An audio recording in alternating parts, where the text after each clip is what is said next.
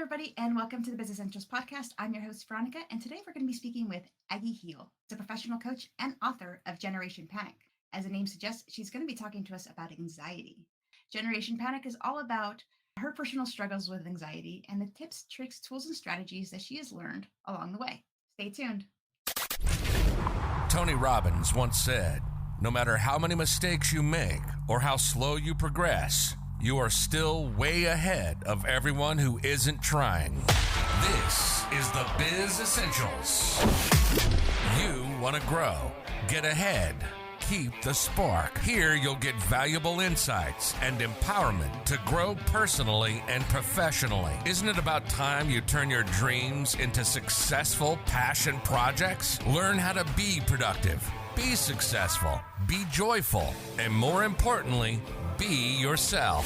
The B Essentials. This is the Biz Essentials. And this is your host, Veronica of Veronica Ventures.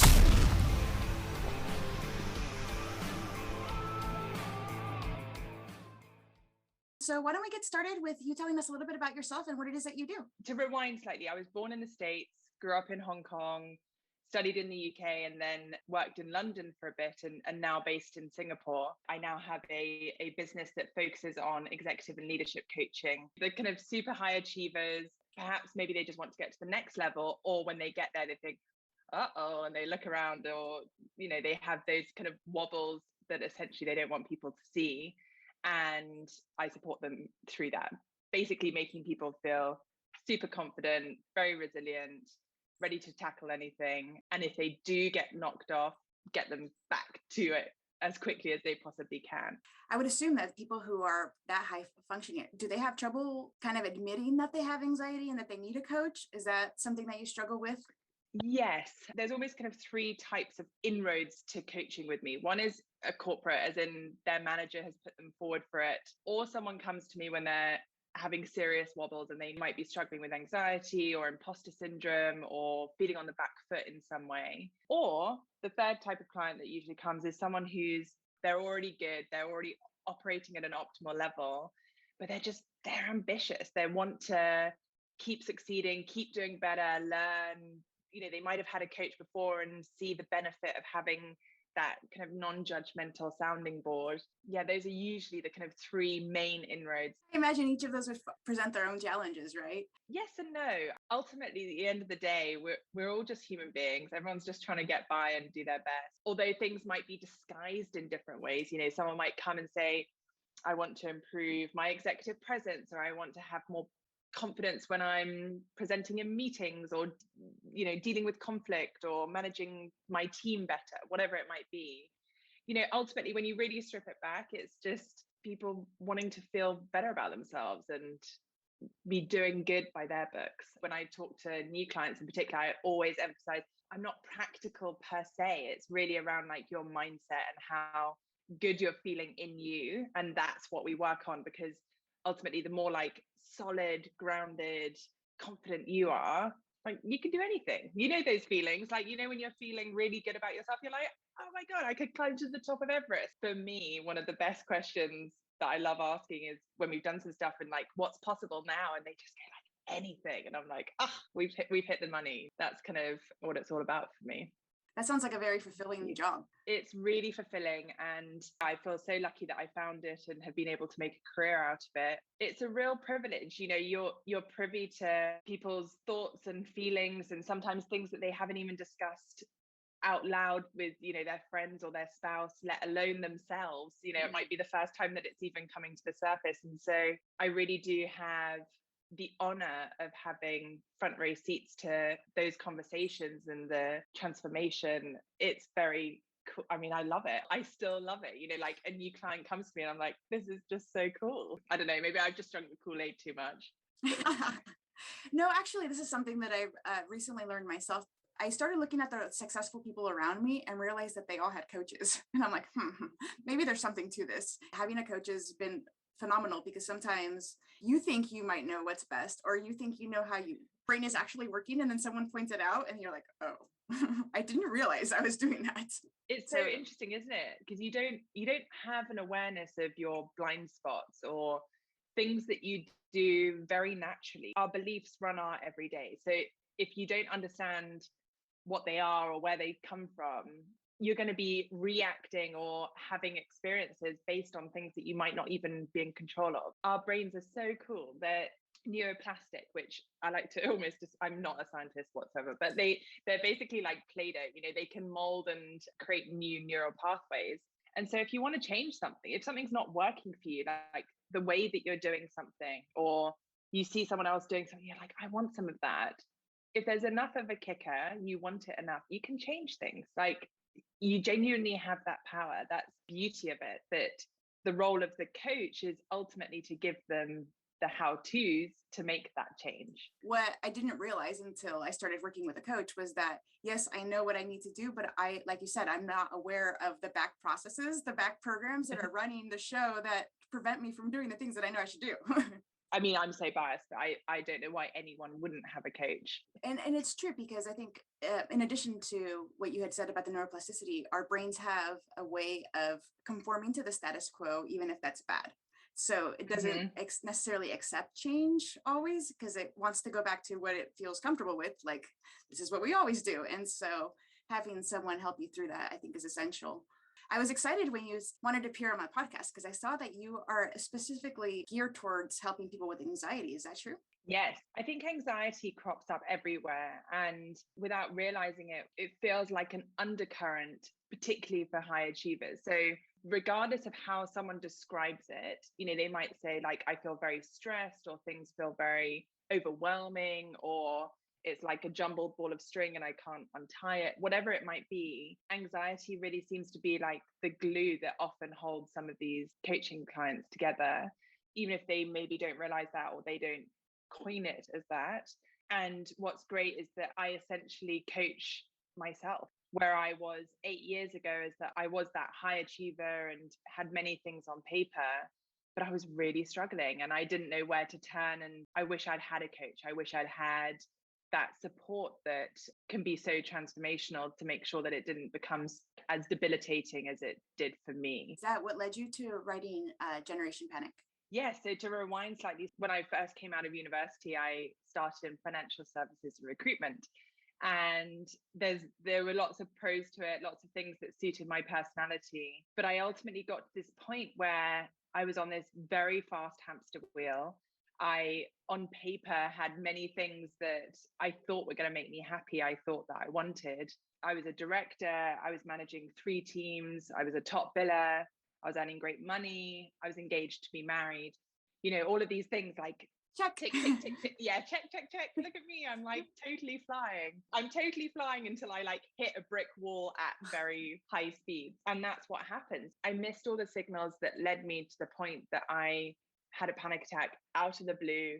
I didn't know what was happening to me. Yeah, I just all of a sudden had this like full physical reaction and I couldn't rationalize it. Having usually been a very, my head would rule things and I'd be able to kind of make sense of it. I suddenly got to this point where I couldn't do that, and I was completely terrified. I had no idea what was happening. Have you ever seen the movie Analyze This? It follows this therapist and a mobster who's now having panic attacks. It's a comedy, but it kind of plays off a lot of those mob movies from back in the day. But the guy thinks he's having a heart attack. When the doctor tells him he's having a panic attack, he's like, "Who said panic?" Like, it becomes like this thing that nobody wants to admit that they have panic attacks. They'd rather be dying. That's so common that people say they feel like they're having a heart attack. I've also spoken to nurses and doctors who say that often it's quite hard to distinguish between the two until you get an actual like ECG machine on and measure it. It can be really hard to determine what's happening. For any of your listeners, a very common symptom and feeling that people have. For those of you who've never had it, at least for me, it feels kind of like your chest tightens and you can't breathe. And then like, it's hard to focus also. So it's kind of like your brain is somewhat hyper-focused, but also not focused at all. And it's really hard to get out of. The symptoms that people feel will be so individual to them. Like, people might not describe it exactly like you have, Veronica, but the underlying kind of themes are exactly the same. Like that kind of constriction and the inability to think clearly or think straight. And I felt that too. Like, my mind just kind of went blank. I couldn't like, it was almost like I couldn't grasp onto words or like sentences. I felt like my palms were sweating, my heart rate was through the roof, my stomach was like, having a gymnastic party. It is that really interesting paradox of being hyper focused but not focused at all. And when you learn about it, it's actually quite incredible that our bodies can do that. The fight or flight is very needed. On cavemen, our ancestors, they would have that response when they had a saber-toothed tiger in front of them. So like it absolutely kept them safe. This threat stress response made sure that they survived. The difficulty is that for you and I will have that like outsized response in relation to a meeting or a phone call or a dinner, or I don't know, just like doing laundry, whatever. Yes, it could be totally random stimuli. It could be totally random, and our brains are processing it as though the laundry is the tiger. So a lot of the coping mechanisms are looking at like essentially updating yourself that you're not under threat, that you're not under attack in some way.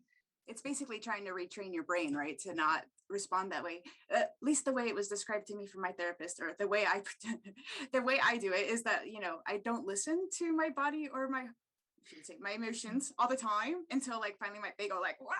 And then panic attack, and then it basically is forcing your brain to like, hey, stop and listen, there's something wrong. Yes, and I was exactly the same, and I think that's really common, is that we actually receive so many messages that I think we just ignore, we just don't listen to. And we're a very heady culture. We all walk around up here like just bobbling around and forget that we have this like incredible body that's transporting us around. Even understanding what's happening in your body, like taking the time to acknowledge the responses or what's physically going on, because your body will tell you messages. It's just whether you take the time to listen or whether you ignore it. The problem is that when things become faster and faster and more stressful and higher stakes and more on the line, is that we don't feel like we have time to stop and pause and look or listen to what's there.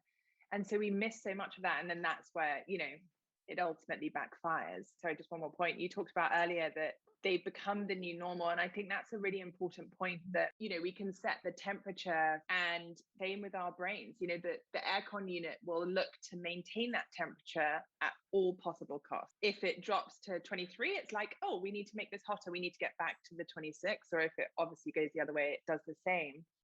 And our bodies are kind of the same. Our minds are the same, that if we are used to like a level of stress, if we get off that line, things become maybe more relaxed or more calm. It's like, uh-oh, what's wrong? We're like off our baseline. We need to get back to a stressful state.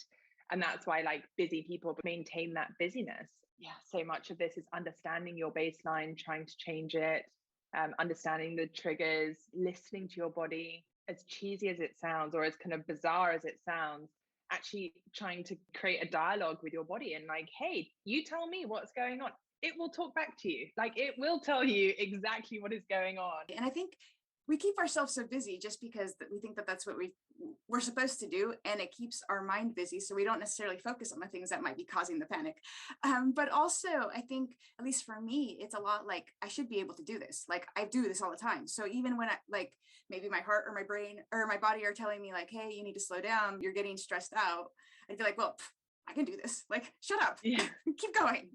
We're fine. Yeah, look at me go. I'm nailing it. I'm doing so well. But it is that kind of, I can handle this. I was exactly the same until I realized very starkly through a panic attack, I cannot handle this. Like I am not able to manage this. That was a big wake up call for me. I think what I'm pleased about is I'm much better at creating that dialogue. I'm much better at taking a pause or trying to take an actual break, or changing that kind of temperature metaphorically on the aircon unit.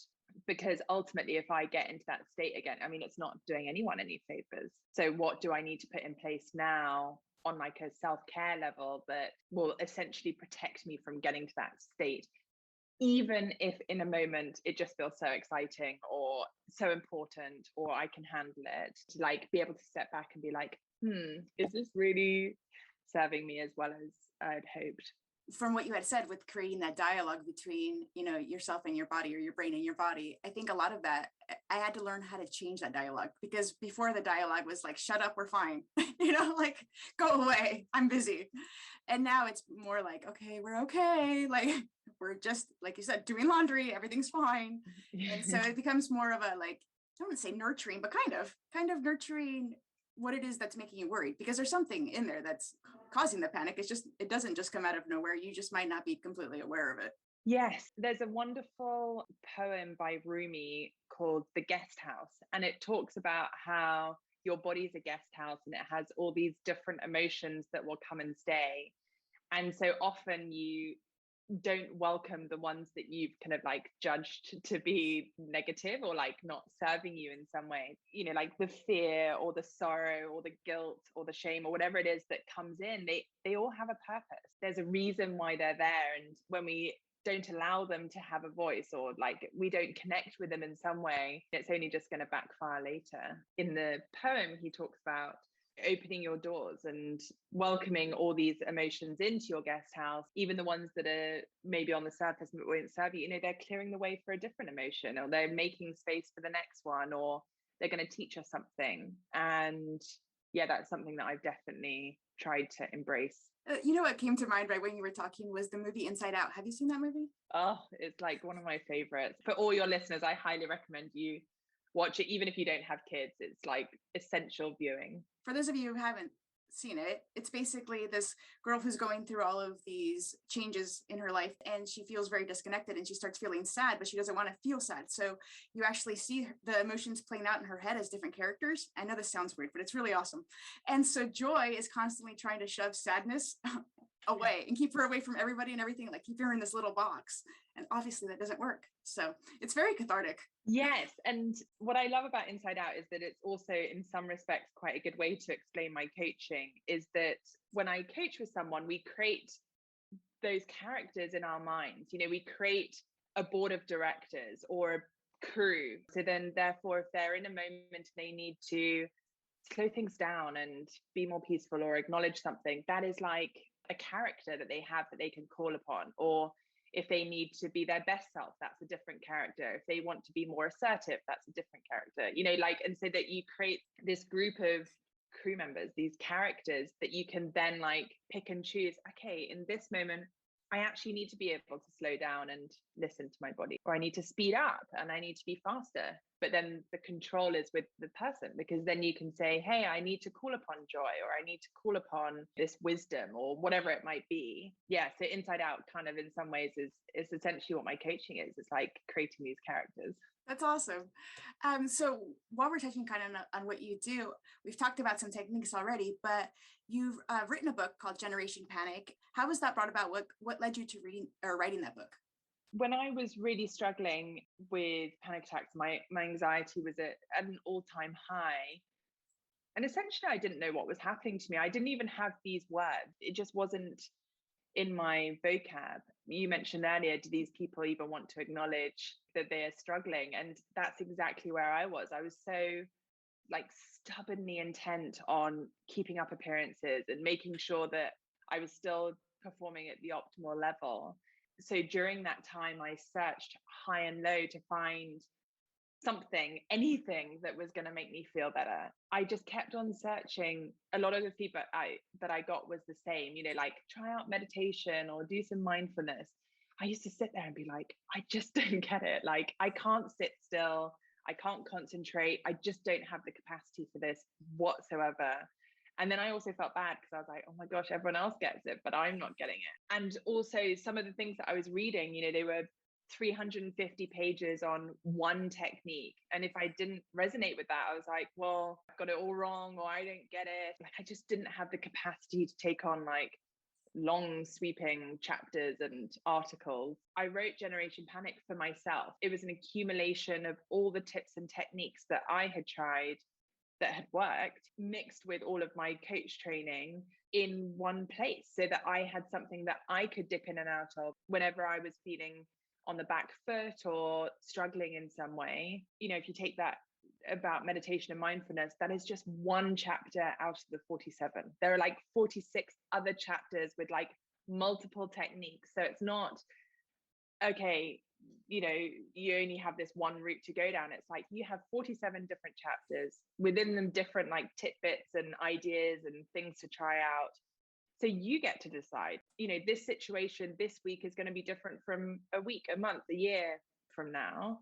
And so you can dip in and out and pick what works for you. You know, I haven't had a panic attack since 2014. So like, shame on me if I don't make that available to another person who was just like me and really struggling. And yeah, and then went down the crazy path of publishing. And it's funny because I recently recorded, actually hasn't come out yet, an interview with an author coach, and he's also an author. And we were talking about how crazy publishing a book is, because I've always wanted to write a book.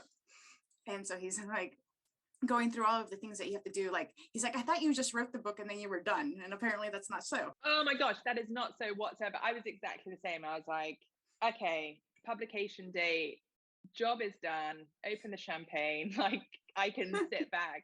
And it's really been just the start. But I feel so passionately about having these conversations that this gives me so much energy, you know, this conversation, these types of things. So I've really enjoyed it, but it's been a learning curve. And this kind of conversation makes me happy too, because one of the things that one of my focuses and one of my beliefs is that everyone has a passion for something. They just have to find it. And that passion is there because it's their drive and kind of their calling in life. So you owe it to yourself for fulfillment and to the world, because that's what you were created for, in my personal opinion. So no, sorry for the I panic love that. attacks. Yeah, sorry for the panic attacks, but you wrote an awesome book, and here we are talking about panic. I know, and I feel that I often say this to people at the time, without sounding melodramatic, I honestly thought my world was going to end. Like I was in such a like hard place that I honestly didn't know how I was going to get out of it ever. You know, now with the benefit of hindsight and where I am, I feel so fortunate that has become the greatest calling. You know, those hardest, toughest moments have become so cool and important, and have completely lit a fire in me that absolutely feels like a kind of mission and a calling card, you know, for anyone going through really challenging, crappy times. I mean, they're kind of meant to be, I think. You know, you're gonna, even if it's just a learning piece from it, you're gonna get hopefully so much out of it. Yeah, sorry you're going through it, but hopefully there's light the other side. There are people who go through really hard things and then keep going down. And there are people who go through really hard things and find a way to rise up. And I'm not saying that's everybody, because some people just have really bad circumstances and there's no way to rise up. But I think there's definitely something to be learned, and hopefully in some way make the world a better place. I know that sounds super cheesy, but that's what I'm going with. No, I dig it. I like it. For those of our listeners who are having problems with anxiety and maybe don't know where to start, what are some tips and tricks or tools that have worked for you? The beauty of the book is that you can keep coming back and finding new and different ones that work in different situations. I mean, one of my fail-safe would be the first place that I start every single time is breathing, because I don't know about you, but I, particularly when struggling with anxiety, my breath becomes really shallow. It's like super high up in my chest and very tight, you know, that restrictive feeling. And even just that, the start of that constrictive feeling starts to send messages to your brain going, we've been here before. This is not a comfortable place. And then the panic almost kind of in itself spirals. Being able to catch it before you get to that point is really important, because when you're in a panic attack, it's actually quite hard to do things. You know, there's some things you can do, like bring it down to very small, simple things and really try and slow things down as much as you can. But so much of this book is actually having all the tools and techniques so that you never get to that point, so that you catch the triggers before you have tipped over to the edge. Because really, when you're in a panic attack, your whole body is fighting to keep you safe. The cortisol, the adrenaline, they're kind of running the show whether you like it or not. So if you feel like you're getting shorter of breath or it's becoming much more shallow, that's a really good example of trying to listen to that and taking some really slow, deep belly breathing. Like, I like to imagine that your tummy is like a cave and you're pushing new fresh air into like all these dark nooks and crannies and taking out that stale air. And that in itself is, for me, one of the most transformative things. I'll do that before any small meeting, and I just try and bring that into my everyday so that it's like a constant. What's interesting is that if ever I feel like more anxious or more on the back foot, often if I just start with breathing, it kind of brings it all back down into check. I mean, if you're in the panic, the couple of things that you can do, I mean, that obviously are preparing you for that.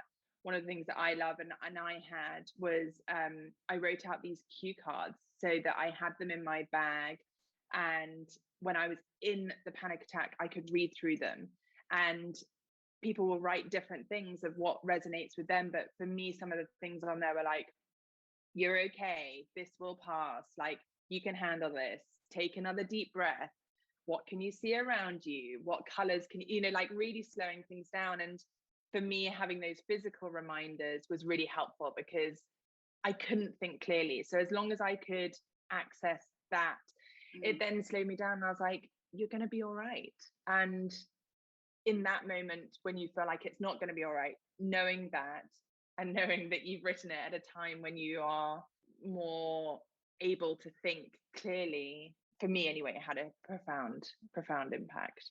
Yeah, I used to have a pack of those when I had panic attacks very frequently. And actually one of them had like little sayings, because my two oldest at that point were really little. And so little things that they would say. And so because I would look at it and it would make me smile, and it kind of, that just flip of the switch was enough to kind of at least bring me down to a manageable level. So like you said, everybody's different, and those cue cards can contain all kinds of different things. Yeah, I love that. And it also, one of the tidbits in the book is smiling, because so often when or for me anyway, when I get more anxious, everything becomes so tight and so kind of almost like clawed and like all restricted, and I'm definitely not smiling. And so even if it feels really forced and like you're kind of elbowing something in, so many of these things change our state. They're sending messages to our brain that things are okay, or things are not as bad as they might seem. The power of our body is quite exceptional, and if we learn to use it in our favor. I'm not sure if you've seen Amy Cuddy's TED talk on the language of our body or something, but I haven't, but it sounds intriguing.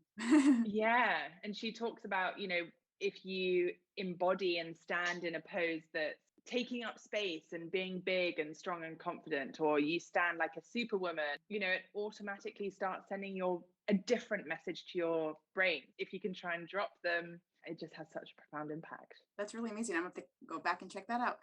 You mentioned that the book has a lot of tools to use to prevent you from getting panic. What are some of the things that people can use when they're starting to feel that anxiety creep up on them, so that they don't get to the state where they have to use the cue cards?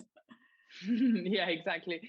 To write off our conversation earlier about these like different characters, is that one of the chapters is focusing on your best self, and the part of you is that's wise and compassionate and just knows the right way, because we all have that, that part of you, and being able to connect with that character, that person, but also understanding, you talked earlier about that voice that's like, oh, go away, like I can do this, that's another character, that's another voice. And if we can bring out that saboteur, that inner critic, put it in the light, they don't normally like it, they're going to try and wriggle away and run for the hills. If we hold that saboteur in front of us and actually create a dialogue with it, like understand what it's there for. If there was like 2% of goodness in what they were doing, what would that be? Because they are serving a purpose. They're usually there to protect us in some way or keep us safe. If we can connect and understand that, and also bring it out, because so often it almost becomes part of our like a monologue, whereas actually it's a different part. We need to separate that. Decide what we want to do with, do you want to lock it up, do you want to listen to it, do you want to chuck it out, do you want to put it down the chute? You right. Have choices of that voice. Yeah, those are a couple of things that can be done in advance. Once you start using them and you use them on a regular basis, you find yourself using them without even realizing that you're using them. I do that all the time. My therapist actually taught me like a few bilateral things for when my when my mind starts racing, and for those of you who don't know what bilateral is, just means using both sides of your body. So, like this kind of thing. It's an EMDR thing, but it works for anxiety. And so it became like tapping my feet, but almost within my shoes. So it's just my toes going up and down in my shoes. Nobody knows that it's going on, but I've noticed that like I'm stressed out and I'm like, oh, I'm doing it now. It's totally helping. So no, I was just going to say at first it might feel kind of foreign to people and they might think it's not working, but keep giving the same tools a try or try new ones because they will work. There's something out there that works, and maybe you take a piece of one and combine it with a piece of another and you come up with your own tool. So yes, I love that. I think one of the other techniques is, I call it the heartbeat tapper, but it's just having your wrist open and just going up and down, because at a slower rate than your heart rate. You can do that under a desk. No one has to know that you're doing it, but the more you can kind of calm yourself and create that steady rhythm, the kind of optimal where you're hoping to get to on your heart rate, the better. Right. It's like, I describe it almost like a dragon, but dragon boats in Asia, and they have the kind of drummer at the front who's kind of setting the tone. And right. If we can start to set the tone, and it sounds like your feet are not a dissimilar thing to that, like it's kind of setting the rhythm. The rest of your body will pick up on that. It will follow suit. That's true. I hadn't thought about it that way. That's actually pretty true. Interesting. Yeah. See, teaching me something new, even about something that I thought I knew about. Because that totally makes perfect sense. On the scientific level, like you had mentioned, neuroplasticity, it becomes the bilateral, at least the way it was explained to me, the reason that it works and why you have to like use both sides of your body crossing over each other is because the right brain and the left brain kind of combining the emotional side and bringing it back to the logical. And so just doing something that makes you focus on even the minor things like tapping your feet or tapping your wrist, like you said, will slowly but surely bring your logical mind back into control. And then you can move from there. Because generally speaking, panic is not logical unless you really are someplace dangerous, in which case you don't want it to go away. Run. Exactly. Get out of there. Yeah. And you perfectly demonstrated that with your hands. That's what you're trying to get to, this kind of cohesive, easy, both sides in equal measure. Often I think when we're feeling anxious or panicky, it's something's out of whack. Like I describe it almost like a bird. I talk about the being and the doing. And if you imagine two wings, if you're just always doing all the time, you're just going to go in circles. You've only got one wing working. And so I think that's what a lot of us are finding, because at least for me growing up, it was always like, do, because, you want to be successful. You got to go to college and you want to have this career. And then you get there and you realize like, wait a minute, this isn't everything that it was cracked up to be. And I'm still not happy. Like, what the heck? What's going on? So you have to find that personal fulfillment and find the balance, like you said, and kind of try to include your emotions in your body in it. Apparently you have to include them. They just don't go away. yeah, exactly.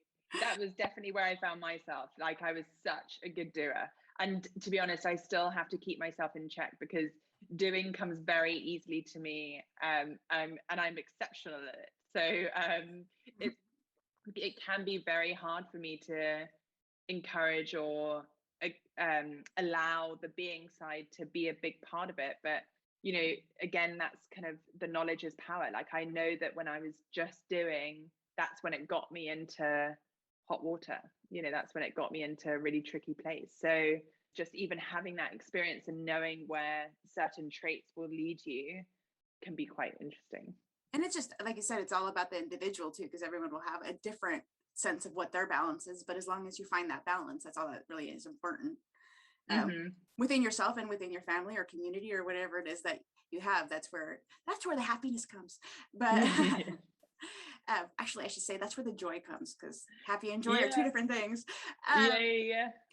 But I wanted to touch back on your book. So we talked about how you coach mostly very high achieving individuals. Is the book geared toward more high achieving individuals, or is it for just anybody? Who's it written for, or who would benefit from it? When I originally wrote Generation Panic, it was absolutely aimed at those high achieving professionals. What's interesting, and almost my naivety going into it, is that I was just writing from my viewpoint. Like I just saw myself as part of that generation. However, what's interesting, I mean, particularly with the last, 18 months, 2 years that have been unbelievably crazy, is that anxiety is at an all-time high, and the techniques are not aimed at just someone sat in an office. what's brilliant is that I get such wonderful notes from people now. I got one the other day who said that they were doing it with their teenage daughter who was really struggling. I got one from like a 94-year-old woman who was just like, these techniques are so cool. I didn't realize that these things were available to me, that they could change it. And the tools are so accessible and transferable. Absolutely anyone could take at least one thing away from the book that would genuinely have an impact and change their life. You know, and it's funny because we talked about, it's called the butterfly technique. For those of you who can't see me on screen because you're listening to this on a podcast, I'm crossing my arms across my chest. My youngest, who is 6, she gets very emotional and upset and has a hard time regulating that. And so I always say, you know, give yourself a hug or do your butterflies. And it does work. Like I said, this is a technique that was made for EMDR, which is like a trauma response, but everybody has panic and it can basically help anybody. We all have feelings, apparently.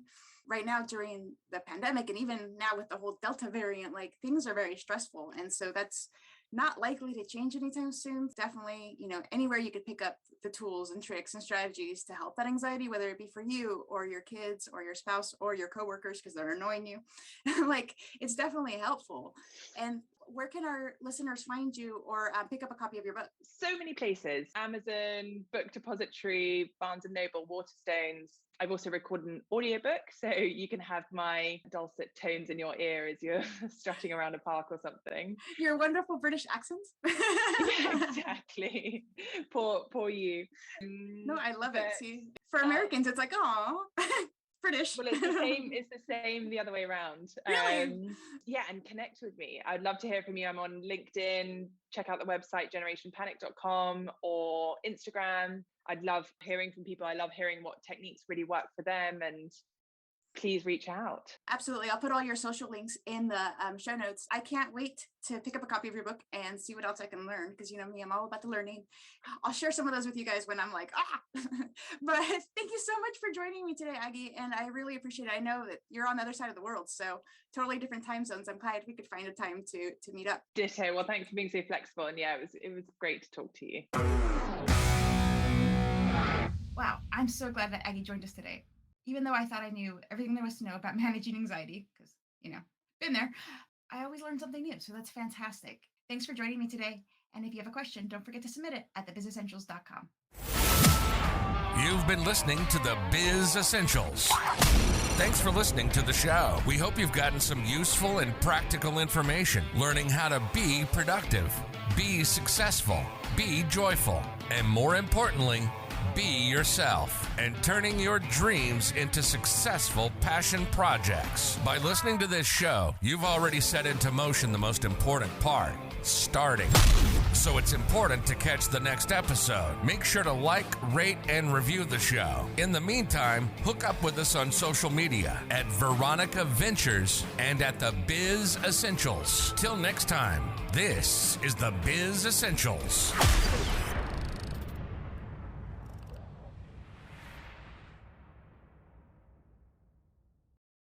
Thank you so much for joining me today and listening to the Biz Essentials podcast, and we'll see you next time.